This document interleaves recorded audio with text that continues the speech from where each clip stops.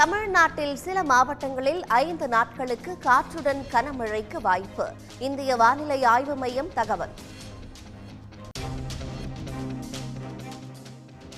கடும் எதிர்ப்புக்கு மத்தியில் இந்த ஆண்டும் பட்டின பிரவேசம் மேற்கொள்கிறார் தருமபுரம் ஆதீனம். வரும் 30ஆம் தேதி பல்லக்கில் ஆதீனத்தை பக்தர்கள் சுமந்து செல்கிறார்கள். வெறுப்பு பேச்சு தொடர்பாக அண்ணாமலை மீது சேலம் நீதிமன்றத்தில் மேலும் ஒரு வழக்கு. அரசு அனுமதி கிடைத்ததால் விரைவில் சம்மன்.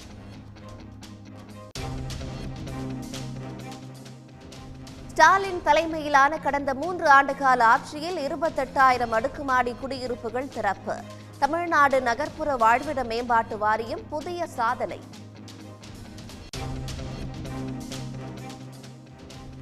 கூடலூர் நாடுகாணி சுற்றுலா மையத்தில் மலைக்குன்றுகளுக்கிடையே ஜிப்லைன் சுற்றுலா தொடக்கம். கிலோமீட்டர் கம்பியில் தொங்கியபடி சாகச சுற்றுலா சென்று சுற்றுலா பயணிகள் ஆர்வம்.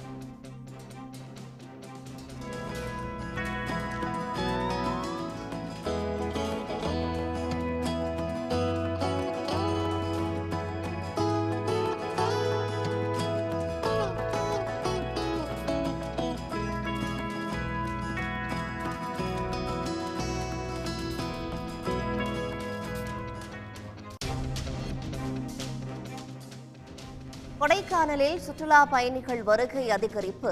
சாரல் மழையில் சுற்றுலா பயணிகள் உற்சாகம்.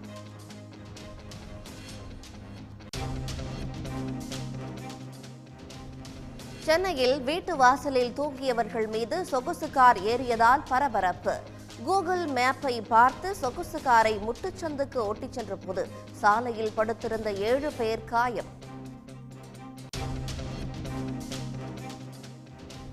ஒகேனக்கல் அருகே வனப்பகுதியில் இருந்த ஆக்கிரமிப்புகள் அகற்றம் குறித்து தருமபுரி மாவட்ட வனத்துறை விளக்கம். வனப்பகுதியை ஆக்கிரமிப்பு செய்தவர் பூர்வகுடி அல்ல என்று அறிக்கை. ஆந்திராவில் நடிகர் அல்லு அர்ஜுன் மீது போலீஸ் வழக்கு.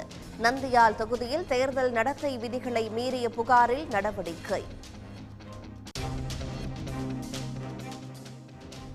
பாலியல் புகாருக்கு ஆளான மேற்கு வங்க ஆளுநர் பதவி விலக வேண்டும் என்று மம்தா பானர்ஜி வலியுறுத்தல். ஆனந்த் போஸ் ராஜினாமா செய்யும் வரை ஆளுநர் மாளிகைக்கு செல்ல போவதில்லை என்று உறுதி. நாடு முழுவதும் 96 தொகுதிகளில் நாளை 4ஆம் கட்ட தேர்தல். வாக்குப்பதிவுக்கான ஏற்பாடுகளில் தேர்தல் அதிகாரிகள் தீவிரம்.